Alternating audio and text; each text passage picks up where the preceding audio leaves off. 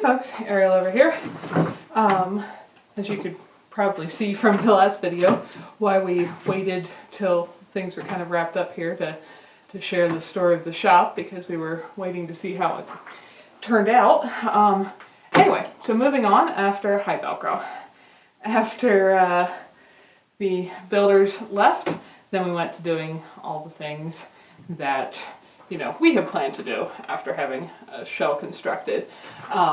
First, Clay smoothed all the, you know, gravel out around the building and cleaned up after that.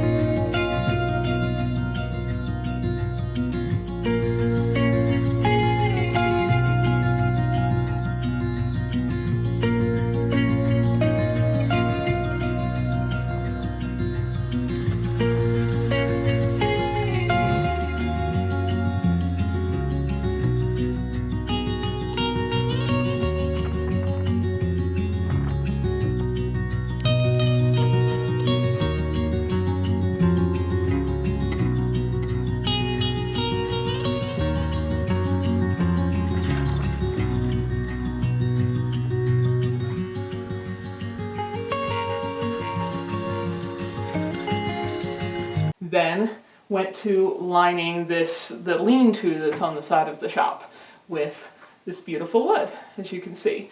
Now we like to reuse as much stuff as possible whenever we can, and so all of these 1x boards that the interior here is now lined with, because originally it was just, you know, the tin, and that's if you do things like stack wood against it and a piece falls or you throw it or whatever, you can fairly easily punch through. Tin's, you know, more of a shell than structural, and that was the plan.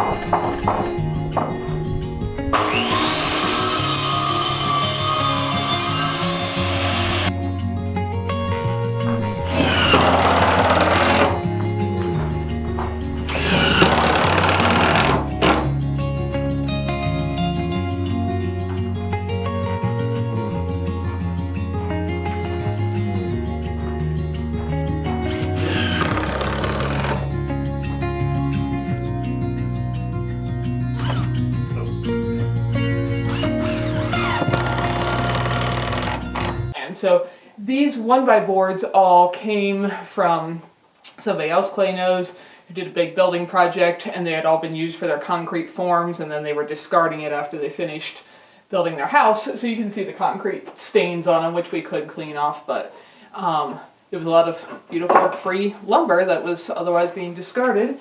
And so we were able to line the entire, interior of this lean-to with that, because when he had originally designed what he wanted for our shop, the idea was that this area would pretty much be wood storage. And once the wall was done, he cut out these pallets so that they'd all fit nicely around the posts, which made, the pallets were another free, secondhand, reused thing, and made them fit nice and even so that I could stack firewood on there and keep, air circulating underneath so that nothing would mold or rot over time. So most of them fit in just perfectly, and in places like this, to go around a post, we had to cut out a little corner and kind of block the pallet to make it sturdy and fit.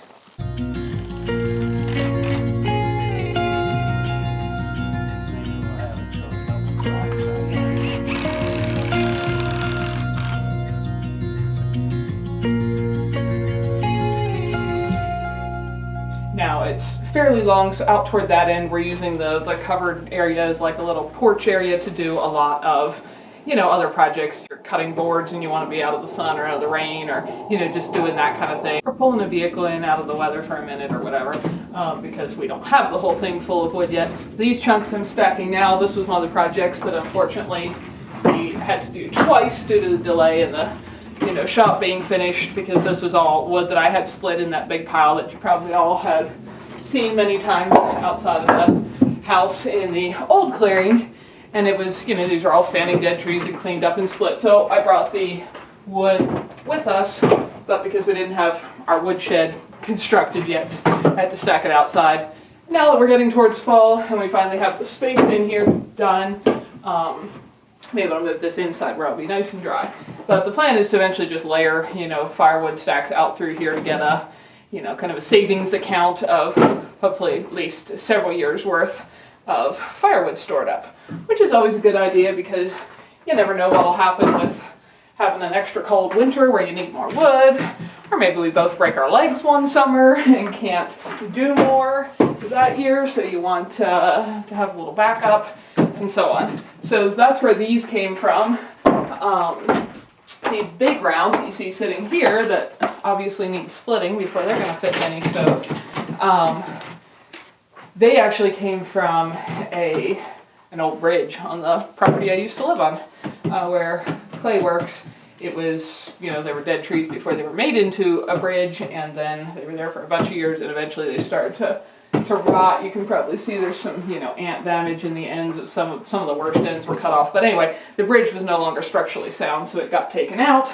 But rather than just discarding the wood, a bunch of it was still plenty sound enough to make firewood. So we made a stack of those, and when I have time, they'll get split up and added to the finished stack. So anyhow, that is what's going on out here in the lean-to today. And I actually think that it turned out beautiful. I love the way he did it with all the board panelings on the sides, and I think it's beautiful, and it's nice to have a dry place to make a nice sturdy stack of wood, because eventually, it's not there yet, but eventually we do hope to have a wood stove in the one end of the shop so that when he's working on projects in the winter, you can have heat if you want.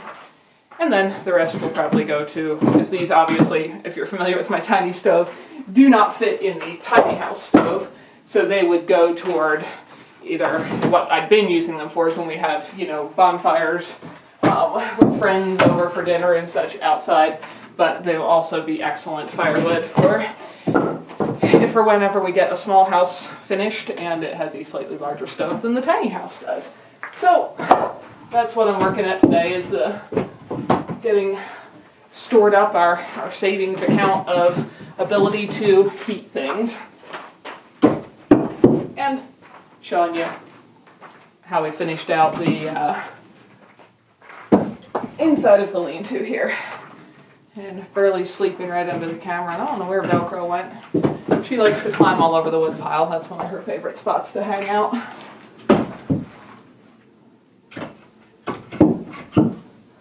So, that's what's happening here right now. Hope you guys are having a lovely day with whatever projects you're working on. Over here at Fineth, thank you so much for watching these videos and spending some of your very valuable time choosing to do that. We hope you found something that was useful, educational, helpful, maybe save someone else some time and trouble, or just something just plain beautiful. If you don't want to miss any videos, subscribe and hit the bell. And thanks for coming along on our journey as we build a new little homestead with our tiny house and everything to come.